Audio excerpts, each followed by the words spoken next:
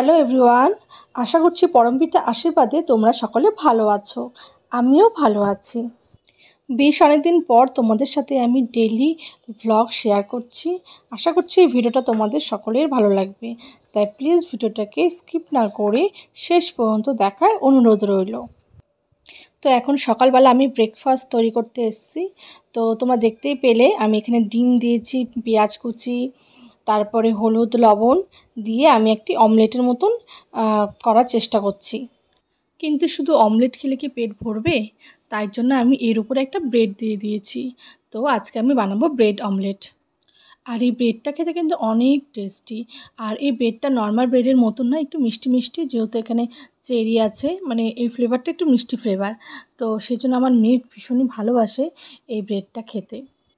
আর এই ব্রেডটাকে আমি খুব ভালো মতন ভেজে নিচ্ছি। একটু বাটারে ভাজলে খুবই ভালো হয়। যাই হোক, তো আমি এখানে সাদা তেল দিয়ে ভেজে নিচ্ছি। এবার ব্রেডটা উল্টে দিলাম। এরপরে আমি ওই পিঠও ভালো মতন সেঁকে নেব। হ্যাঁ, এখানে একটা টুইস্ট আছে। আর এই টুইস্টটা হলো যে আমি এখানে ইউজ করছি কর্নের শেজওয়ান সস। এটা একটা চাইনিজ সস, যেটাকে বলে শেজওয়ান সস অথবা চাটনি। আর এটা অনেকটাই স্পাইসি খেতে হয়, তাই জন্য আমার ভীষণই ফেভারিট। যেহেতু আমি একটু স্পাইসি খাবার খেতে ভালোবাসি, একটু ঝাল ঝাল, তো সেই জন্য আমার এখন এটা কারেন্ট ফেভারিট। আর আমার মেয়েও দেখছি ভালোই পছন্দ করছে। তাই আমি ভাবলাম এই ব্রেড অমলেট টোস্টের মধ্যেও এটা দিলে কেমন হয়। বেসিক্যালি এই শেজওয়ান চাটনি অথবা সস পাস্তা, নুডলস এই সমস্ত রান্নাতেই ব্যবহার করা হয়। তো তবে আমি আজকে ট্রাই করলাম যে অমলেটের মধ্যে কেমন লাগে, ব্রেড অমলেটের মধ্যে। ও হ্যাঁ, পিৎজার মধ্যে কিন্তু মেন উপকরণ হলো এই শেজওয়ান চাটনি। তো দেখো বন্ধুরা, কত সুন্দর লাগছে প্লেটিং করেছি যখন। আর সত্যি কথা বলতে খেতেও অসাধারণ হয়েছে। তো তোমরা কিন্তু বাড়িতে এইভাবে ট্রাই করতে পারো, খেয়ে দেখতে পারো, খুবই ভালো লাগবে। তো ব্রেকফাস্ট কমপ্লিট হয়ে গেল, এবার লাঞ্চের পালা। তো আজকে মাস্টারমশাই বাজার থেকে নিয়ে এসেছে ট্যাংরা মাছ। তো আজকে ট্যাংরা মাছেরই ঝাল অথবা ঝোল যেটা বলতে পারো সেটা রান্না করব। খুবই সিম্পল ওয়েতে রান্না করব, ঘরোয়া পদ্ধতিতে।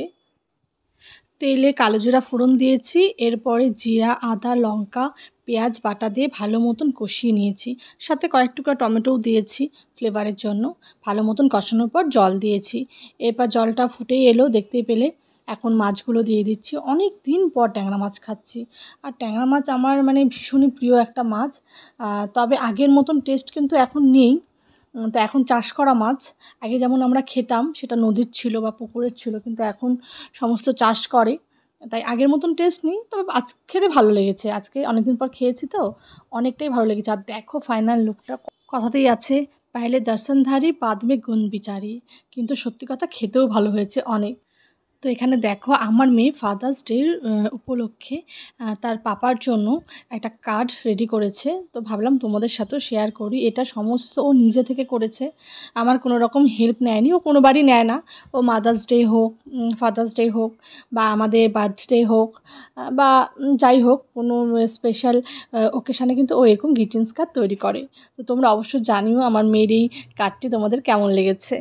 মেয়ের গিফট পেয়ে পাপা তো ভীষণই খুশি।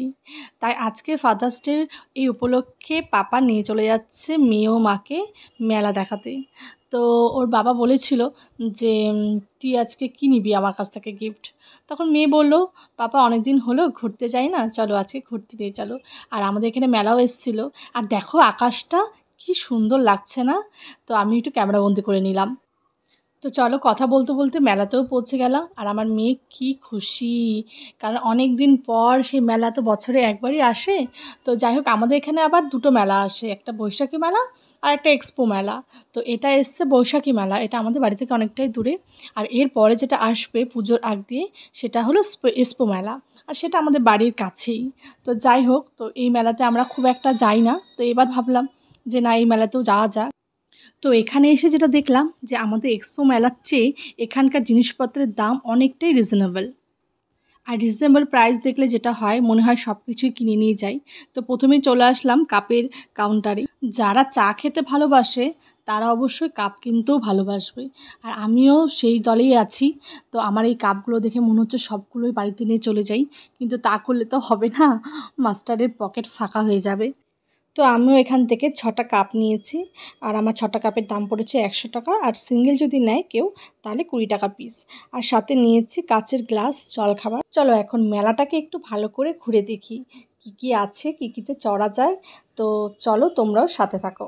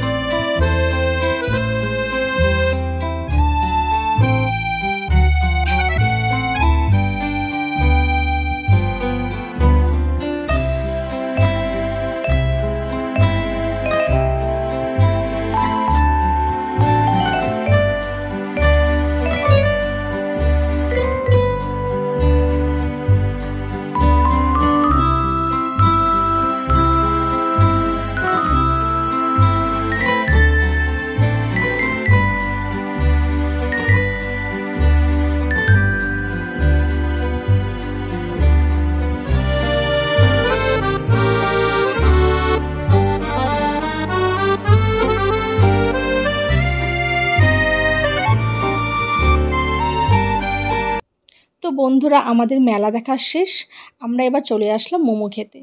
তো মোমো খেয়ে আমরা চলে যাব বাড়ি। তো আজকের ভিডিওটাকে আমার এখানেই শেষ করছি। দেখা হবে তোমাদের সাথে নতুন অন্য কোনো ভিডিওতে। ততক্ষণের জন্য তোমরা ভালো থেকো এবং সুস্থ থেকো। টাটা।